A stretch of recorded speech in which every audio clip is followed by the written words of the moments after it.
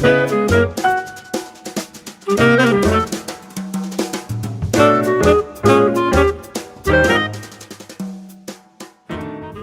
and gentlemen, this is Joe Traina, and this is our 23rd installment of Please Join Me.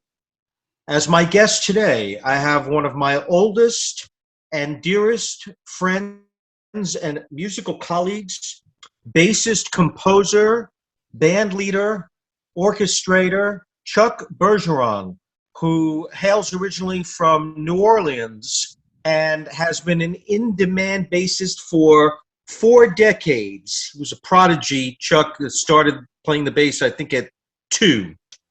Chuck has studied at Loyola University, University of Miami, and he joined the bands of Woody Herman and Buddy Rich. And contrary to what some say, Chuck, you didn't actually hasten Buddy's demise. And 4 have been with the South Florida Jazz Orchestra, and others have been with groups of your own.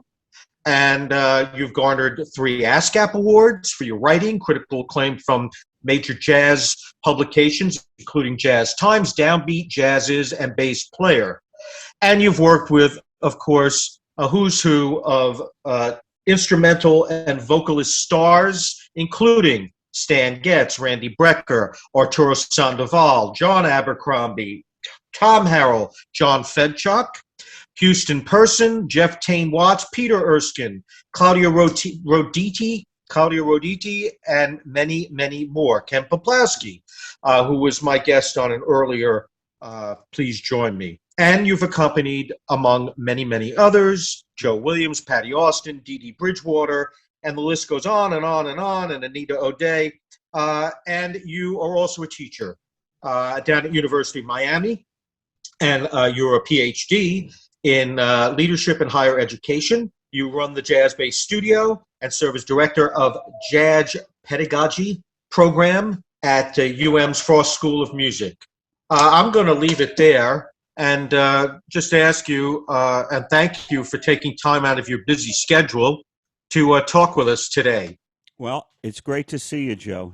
But I want to talk to you, let's harken back a bit, talk to you about your young life. You're raised in New Orleans, but were you born in Baton Rouge? Yes. Tell me about your childhood. You're there in the center of that kind of music. What's that? Well, I grew up down the street from Charlie Pillow. Yep. I've known him all my life. He's, of course, the saxophone teacher at Eastman, and a tremendous career he has. I hope you have him on as a guest at some point. I will.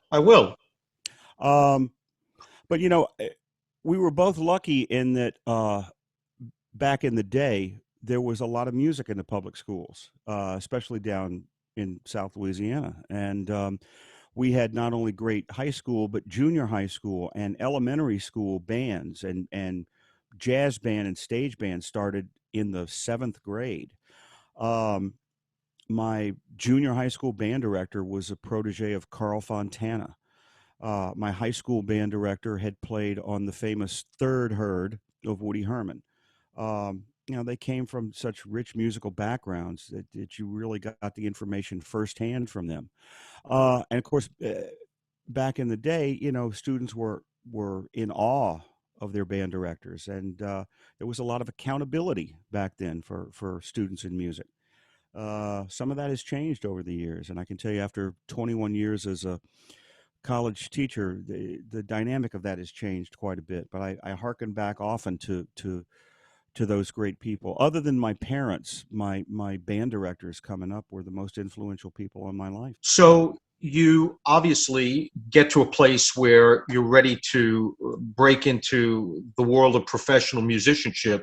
How did you get originally? How'd you find work with Woody Herman and Buddy Rich? Well, I have friends from those 2 bands that have become lifelong, friends and acquaintances. A couple of my closest friends I met while we were on those bands. And it was interesting because they were very different. Woody and Buddy were very different people, even though they were from the same generation. And the vibe of the bands was very different. And I always felt lucky that I was able to play with both of them. Woody Herman was a very when I worked with him, he was a very sweet and very generous man. Um, it was fun to be around him. He was a nurturing father figure type, and he always stepped aside. I felt because he had a band full of tremendous writers as well as players. John Fedchuk, Paul McKee.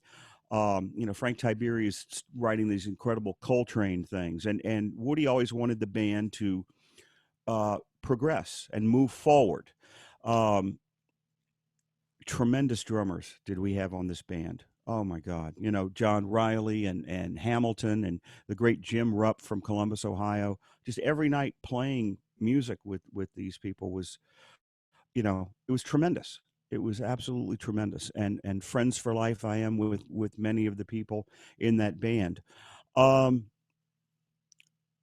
from time to time when we were out touring, we'd have to do one of those money gigs, the one gig each week that would pay for all of the concerts we were doing the rest of the week. And so people would sometimes bill that as a dance because of course the Woody Herman band goes back to the 1930s with dance music. Yep. And one of the things you just loved about Woody was that he always wanted it to move forward. We would have those gigs where, okay, it's a dance, and we'll play those woodchopper's ball type dance numbers, and in the middle of the gig, he would tell everybody to go sit down, um, and we would play a concert set in the middle of all the dancing because he insisted that the audiences, no matter what they were there for, they needed to sit and listen to some of the progressive music, and then we would do more dancing. But you gotta love that. Um, a great group called Steps Ahead was out in the 80s, and John Fedchuk had done some big band arrangements of some of their music. And we were playing this with the same band that was featured playing Apple Honey and Caledonia, so you just loved Woody for that. But it was the 80s, and I remember we would a lot of the guys would get up early and they'd be reading the USA Today or early on the bus and checking their stock portfolios. We had a couple of guys who had started IRAs. I heard the term IRA. I thought they were part of what was going on in Northern Ireland at the time. Right. And they're like, no, we're investing our money. I'm like, what money? But it was a little corporate, but it was cool. Then you went to the Buddy Rich band.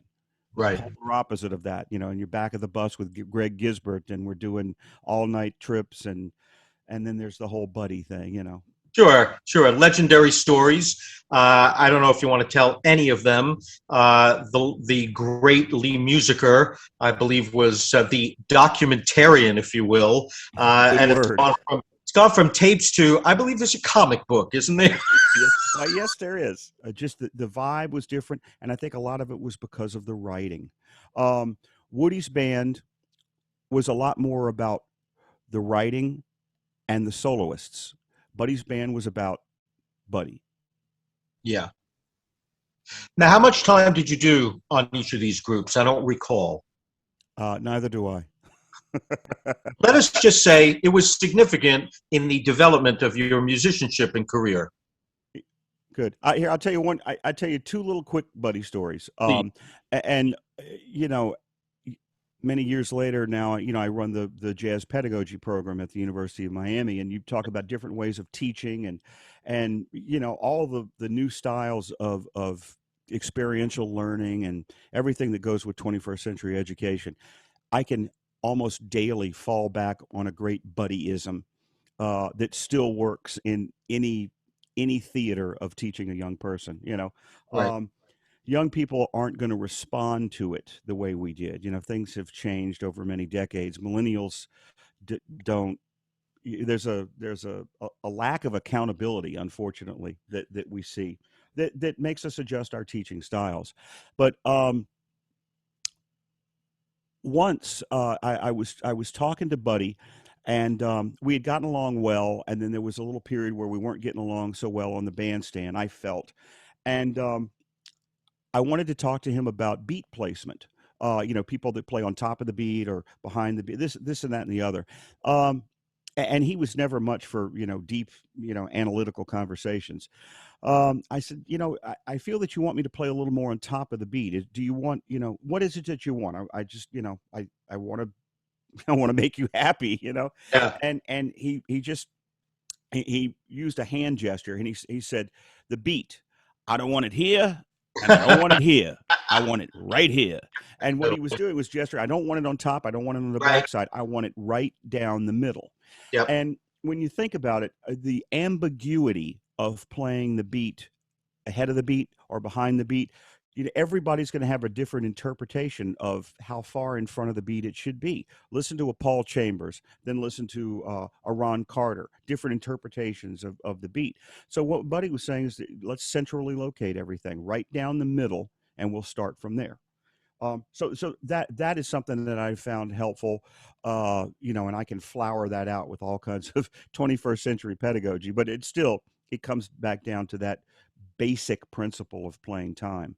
And that's the one thing with guys from his generation. You didn't have to talk about that. That was the given. You swung, you played with great time. Even when he was playing some of those 70s rock, funk, mincer charts or what, it was, time was time, and it had to be good, or you're sent packing. Then there was another time where the young genius known as Bergeron says he's going to pal it out with Buddy a little bit, and I said to him, he was in the bus. He was sitting on an ice chest. It was like after a sound check or something, and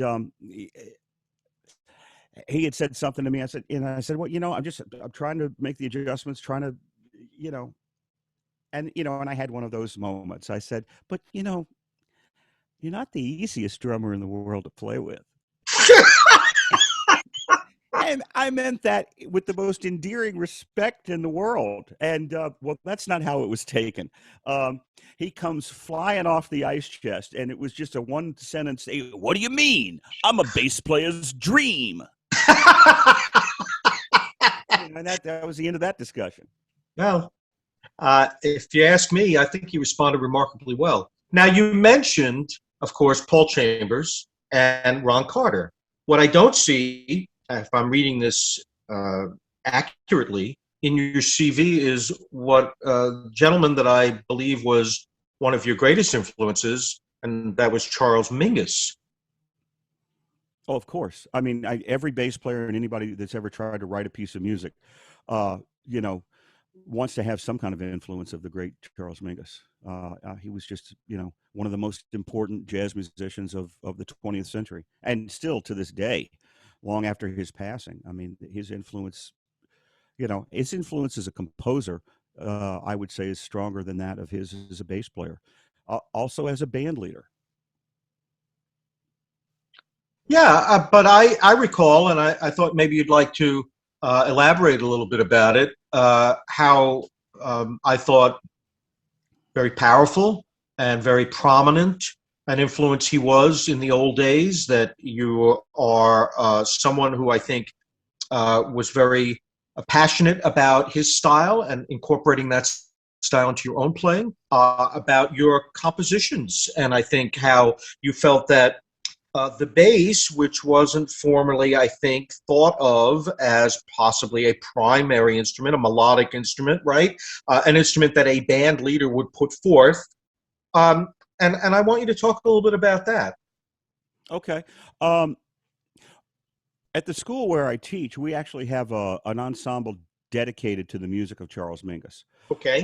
And we listen to different decades of his music, but we also give them some historical references, and we talk about some of the more political works that he had done. And it's interesting because even in today, with everything from George Floyd to all the things we've gone through in the last year, when you explain to the students the backstory of pieces of music like Fables of Faubus, or Free Cell Block F, 'Tis Nazi USA. It's like the students might think those were things that happened in ancient history, but there's complete relevance to what's going on today, which is one of the ways in which Mingus and his spirit, if you will, his whole vibe kind of lives on. And sometimes you might encourage a student to write something in more of a vein like that. Orville Faubus was one of these jackass governors who didn't want to desegregate. And the concept of segregated schools is lost on a lot of the students at my current university until you explain the backstory to them. And and then suddenly we're talking about things that are happening with the Georgia state legislature and things that are right up front here. And so people like Mingus, Nina Simone, the beautiful Coltrane ballad Alabama, these things suddenly have more of a relevance to today's students. So you use that whenever possible. But you don't encourage your students to actually pick up a bass and throw it into the audience. Well, you got to yes. draw a line there. Yeah. Have you listened to my interview with Charles McPherson as yet?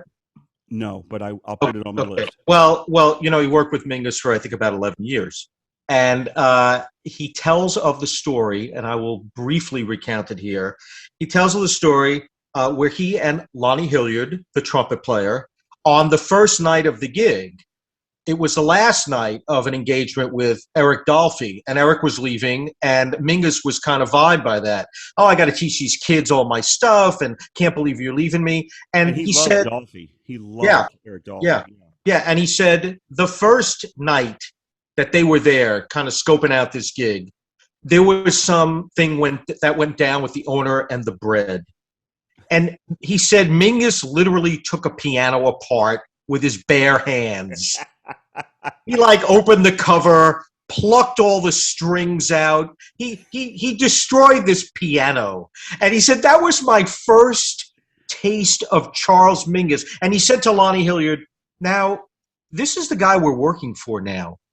Do we quit now and hope that there won't be any reprisals from this man who just destroyed a piano? Or do we stay and hope for the best? It's a great story. And he stayed, of course, and he said there wasn't a night, every night, that there wasn't some drama. And he said Mingus knew that, and he would play off of it. And people in the audience were waiting to see, what's he going to do now? Will he toss his bass out toward us tonight? Will he give Jimmy Knepper a hard time? I don't think Knepper was on the band then, but, that kind of thing. Yeah. I guess he used that as motivational fuel. Well, Chuck, you seem a little domesticated to me now. You've kind of mellowed with age. You're a PhD. I remember the days when you were, let's say, a little more volatile. There's two stories I like to tell. There's one story in particular where Carolyn, this would be a good time to mute Joe. Now, this is a great story. This is where I earned your undying respect, even though in those days I probably butchered every other chord, if not every chord, continuing to play a C major over a C7. That was kind of par for my course. Well, Traina sound, man. Because I didn't know anything then. Now I know I don't know anything, so the education could begin, 30 years later. But I remember we played this mobbed up club on the East Side called the Savoy Grill. And I got this gig in January. We were there every night playing to an empty room. And we were earning $90 each a night, which unfortunately is something like what a lot of musicians in clubs and restaurants earn now. And this was in 1991. And I remember distinctly, I won't mention her name, but a woman who was appearing in a Broadway show at the time came into the club with her, as we dubbed him, Sugar Daddy, and she wanted to sing a song with the band. So she came up to the band and said, I think it was something like, I'd like to sing Bewitched. Well, what key do you sing it in? She didn't know. We figured it out. Okay, it happens. Singers, sometimes they're not the best in musical knowledge. But she sang the tune, and capably. And while she's singing the tune, the Sugar Daddy is checking out my set list on the piano, which was in a manila folder. And the folder was open, and the set list was visible. And he was trying to select tunes for her to sing. Do you remember this? And I haven't thought about this in years, but now I remember. And I took the folder and I slammed it down, and I said to him, "You're not my partner, man." And the way I remember it is, you're standing behind me playing the bass, saying, the leader. Oh, There's a whole lot of, or there certainly used to be a whole lot of problems in the music business. And when you work for somebody who is either weak or gullible or allows himself to be mistreated, that trickles down to all the sidemen. And I'm a lifelong sideman. So when you find yourself working with somebody who is going to protect the band, you know that's gold. That means more sometimes than what the gig pays. Is that kind of loyalty and respect. And I remember that night. I'm like, okay, the leader.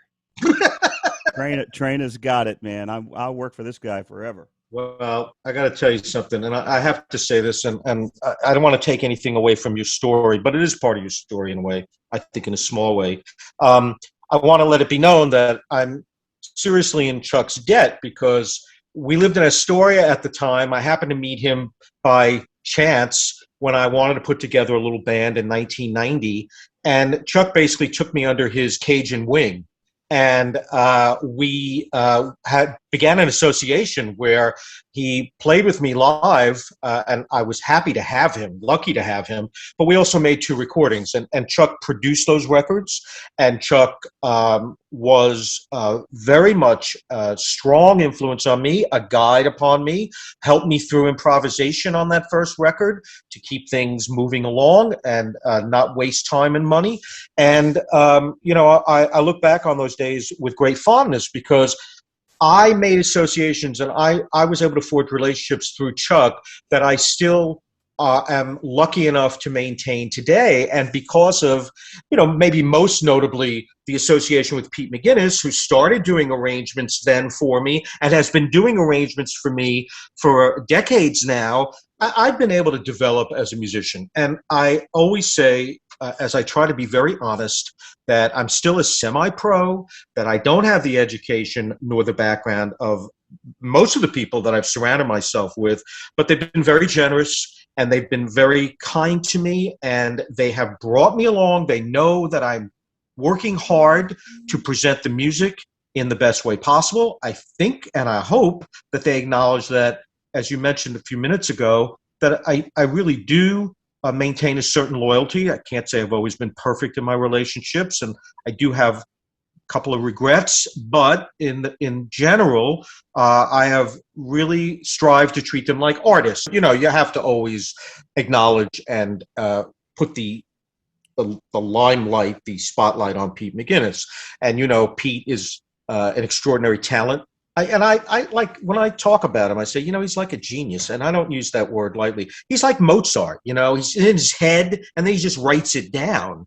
And, he's 3-time Grammy Award nominee. I'm waiting for him to, as he says, I would like to take home the gold, take home that statue. But even without that, and I like to say as well, and I think this is true, I'm his biggest fan. I mean, early on, Charlie Pillow said, "How do you like this guy?" I said, "Oh, he's great." He said, "Yeah, and you're working with him." So, that was a wonderful thing to say, and I always remembered all that stuff. Now, I want to move beyond that a bit. You've worked with a who's who, a coterie of dozens of people. And, I want you to tell, if you can, about maybe a couple of the associations you've had. I know some of them have been very, very important. You mentioned, of course, John Fedchuk, who's been a lifelong collaborator of yours, since you began. But, there's all these people. And why don't you tell us a little bit about some of the experiences you've had, live in the studio beyond the big band years? All right. Well, sure. And it's funny, could decades change? I remember Charlie Pillow and I talk about this every once in a while. We'll go to a conference or Randy will come down here or I'll get a chance to work with Randy Brecker. And, who was an idol of mine. We loved the Brecker brothers when I was growing up. And sometimes you just have to have a little courage. And when I had collected the music I wanted to present on my first album, I just kind of had him in mind. And it's like, well, what the hell? Call him up. The worst he can say is, no, lose my number. He was incredibly gracious. He was incredibly nice. And we were young. We were in the studio for the first time producing our own music and basically didn't know what the hell we were doing. We had a great engineer. and we knew what the music should sound like. And you know how the studio goes. We got bogged down. There were some scheduling issues. There were, and Randy, being one of the most experienced musicians in that environment, he could have just easily said, "You know what? You guys don't know what the hell you're doing," and he could have left. Instead, he sat there patiently for hours while we worked through some issues and with technology and recording. He just sat there patiently, came in, played his butt off, and then we wanted to make a couple changes, and he would just lean in the microphone. "What do you need?" And he would just do it and do it and do it. And for someone of his stature to be so gracious to young musicians, I'll never forget that. And every time I see him, or now I get to play with him, I just, just a little extra appreciation for me of what he did, and if I'm ever in a position to do that for up and coming people, these are the people I remember, and the things I remember about them. So that's one. Of course, playing with Stan Getz at Carnegie Hall, I'll never forget that. For the obvious reason, but also for the other reason. He had gotten into a fight with the sound people there. This is Carnegie Hall. They have a very specific way they want to do things. Well, so does Stan Getz. And he did not want microphones and this kind of stuff. He wanted to play acoustic in this beautiful acoustic hall. And they hook him up with a microphone and on a boom stand and all of this. And he's grousing about it. And now it's time for the concert. And he goes to play, and we got a little feedback, just a little whoop, just a tiny little bit of feedback. He stopped playing. Did I mention this was Carnegie Hall? Okay. He stops playing. He picks up this boom stand microphone. He walks to the lip of the stage and drops it off the stage. Boom. Then walks back to his little spot, and we continued with our program of music. I'm like, okay. Do you know there is an animated interview with him out there? Have you seen it? No. It's quite good. You should check it out. Okay. It's, an interview he did. He talks about his life, talks about mistakes he made, talks about other things. And it's been done to, it's a cartoon. Okay. It's basically, as they do sometimes, it's a drawing, and it's animated. It moves around. So I recommend that if you can. I think it's easy enough to find. Now, did you just play with Getz once? It was just the Carnegie Hall? I think we did a couple of dates, and that was the stunning date. He was sick very soon after that, and I remember I had a friend who was working at Blue Note Records. So, Chuck, tell us one more tale of working with someone that was meaningful to you and memorable for you. Okay, there's a lot to choose from, but sure. I want to pick one person for kind of a special reason. I spent 7 years working and touring with Kevin Mahogany, who in his prime was one of the great voices, like the Johnny Hartman, just gorgeous voice, an instrument from God,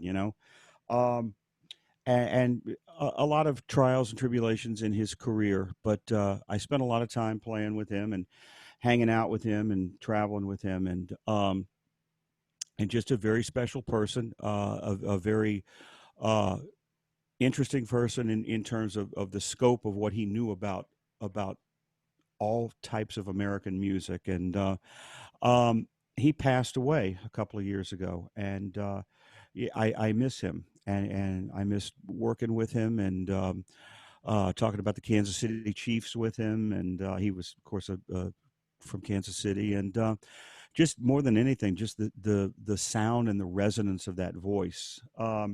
We had a little duo we would do often on some of our tours, where it would be just the two of us, and we would go into kind of a role reversal thing where he would start singing the bass lines, and I would go to the high register of my instrument and take the lead line, and just have a conversation from each other's shoes, kind of. And I was very close with Kevin and his wife, and they had actually moved to Miami at one point, and so it was a fun 7 years of touring, and then I wrote some big band charts for him and a couple of studio orchestra things, and we did some performing of that.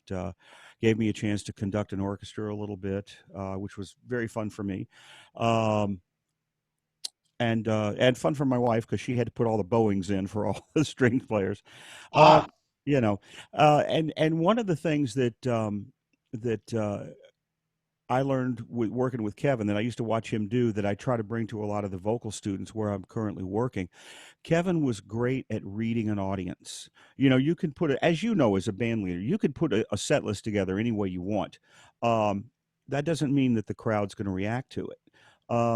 And Kevin had certain go-to things that we would do if he felt that the audience needed a push in one direction or another, whether it was tempo, groove, style, the romance of a lyric.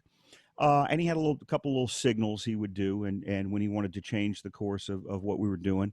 And as a working band, that was a lot of fun. And so I try to share some of those experiences with current students because often a vocal student will go onto a gig, and he or she will take the same mindset of a recital onto a gig, and you can't do that. It's got to be about focus and connection with the audience. And I experienced a lot of that with him over the years. So I'm happy to share those, and I wish he were still around to be sharing them himself. I think we lost one of the literally great voices of American music history.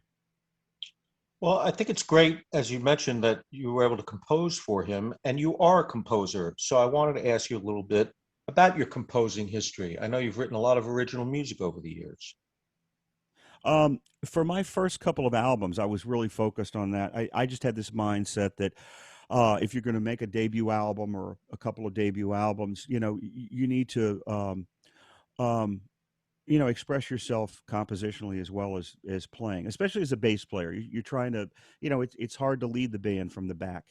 Um, so if you're doing the writing, then that kind of carries the melody for you. So I did a lot of writing, and I was trying to have some of my music influenced by the Mingus I was listening to at the time, which you had alluded to earlier.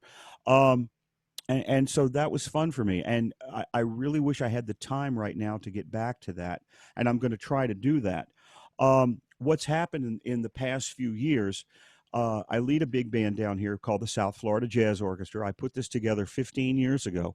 And the core of my band are my colleagues from the University of Miami, all of whom have the complete list of big bands they've played with over the years, from Maynard to Count Basie to Woody, Buddy, everybody. Um, and so we started by trying to honor the traditions of Thad Jones and doing that kind of thing. My friend Arturo Sandoval was very helpful to me in this. Years ago, Arturo had opened a club in Miami Beach, gorgeous club. Arturo's great jazz club, and he gave us Monday nights to start the band. So it was our little Monday night big band thing, and he, just by giving us that opportunity, he allowed the band to grow, evolve. We started with a lot of Thad and Mel charts, and then over the years we all started writing for the group, and now we have our own sound. But what we've been doing in the past few years, instead of me writing for the band, uh, I've since we do concerts where we have guest artists come in, Wycliffe Gordon, Janice Spiegel from the Manhattan Transfer, Randy Brecker, Arturo. So we've been in a position where we feature guest artists. We could feature Joe Traina at one point, and so our Yeah, I last wouldn't three. recommend it. Yeah, I'd get those Pete McGuinness charts. Then Oh, well, there I we can go. hide. And actually, we've presented a concert with Poplawski before. Yeah, yeah. But so our last three records, we have picked an artist and we have presented them, including the record that just came out. So right now, I'm in more of like a band leader presenter mode than I am in composer mode. And you know what? I have gotten to play the music of so many great composers that I don't ever want to try to put myself in that category. You know, including Pete. I mean, you got to love Pete's writing. Um, Oh gosh. but you had wanted me to mention. You had wanted me to mention a little bit about this new record, so that was my Yes, in segue. fact, you have a couple of records out recently. Yes. Yes, we just because of the nature of the logistics of things, we actually went in the studio for a long time and did 2 separate albums worth of music. One to feature the writing of my now retired colleague from the university, Gary Lindsay. Gary Lindsay was Pete McGinnis's teacher and mentor. Pete McGinnis's resources and texts that he uses in his job were written by Gary Lindsay. So we featured a whole album of Gary's writing with some guest artists. And then the second thing we did is something I've been wanting to do for a very long time. I met a gentleman in 1984 by the name of Rick Margitza. And Rick has been a close and dear friend, a roommate, a travel and touring companion over many, many years, and a person who had a great influence on me musically. Some great, very personal, incredible musical experiences I got to have with and through him when we were young, and then we were in New Orleans and then in New York. And Rick has written a tremendous amount of wonderful music, much of which he has orchestrated for big band. And so I had him come over. Rick's been living in Paris for the last few years, but we had him come in, and the band was in the studio doing the Gary Lindsay project. So then we rehearsed and presented this Margitza music, and we just released this a few months ago, and I think it's the big band record I have done that I am most proud of. Not only because the writing is incredible and Rick's playing is just it's beyond compare, but the way the band played, the way they stepped up to play his music was tremendous. And I'm as proud of the band as I am of Rick and his writing. So really proud of this record that Rick insisted on calling Cheap Thrills. And I said, whatever you want to call it, man. I thought we would do Widow's Walk and the 45-pound hound. Okay, we're going to play Widow's Walk and the 45-pound hound. Listen in, folks.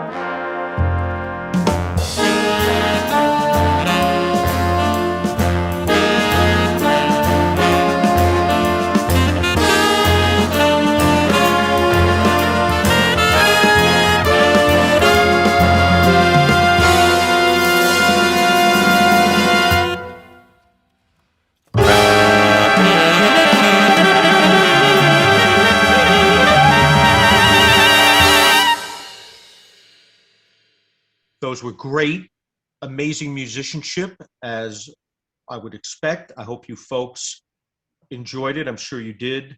Folks, you won't hear better jazz anywhere. And I want to thank Chuck Bergeron for making time today to speak with me. He's been a profound influence on me, and I'm ever grateful for him starting me off on my musical journey. I have to say real quick before I let him go, Chuck's done a lot of touring. And so he travels with a bass in a case that we used to refer to as a sarcophagus. It's a hard bass case so that the instrument is not damaged in transit. And Chuck used to have challenges that someone who plays, for example, the piccolo would not have if they had to travel. So Chuck used to arrange for transportation, and he would say, I need a van with the seats out. And every once in a while, somebody would show up in a limo and say, I get you better. I have you a better car. It's more comfortable, a limousine. Chuck would have to explain, no, I can't put this 7-foot instrument, 8-foot instrument into the back of a limo. That happened more than once, didn't it? It happened all the time. and you want to appreciate the people that thought they were doing you a favor by bringing the fancy town car, It's like, well, that's nice, but I need a beat up old van with the seats out. Right. Well, one of the challenges of being a traveling artist, Chuck Bergeron, the musician, the composer, the educator, my dear friend, thank you, Chuck. We'll have you back again. And I want to wish you well now and always in all of your endeavors. And this is Joe Traina. You've been listening to Please Join Me with my guest, Chuck Bergeron. Please listen to him online. Please buy his records. You can download them now, folks. You don't need a CD player anymore. In fact, Caroline doesn't even own a CD, our young producer. She never heard of compact discs before she met me. I wish you all well out there, folks. Be safe. Listen in again. Thanks very much. You've been listening to Please Join Me with Joe Traina. Be sure to listen anywhere you get your podcasts. Keep up with joetrainamusic.com for news and new episodes. You can listen to Joe's latest recording, Tip of the Hat, on all major streaming services and wherever fine music is sold. This episode was produced by Caroline Voigt.